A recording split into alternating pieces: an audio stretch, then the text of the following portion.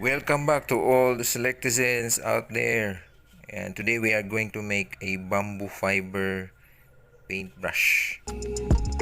Most of our paintbrushes are plastics and metals or non-biodegradable ended up to our dump site.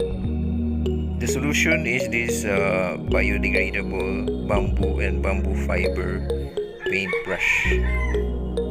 This is how we are going to make a bamboo fiber paintbrush.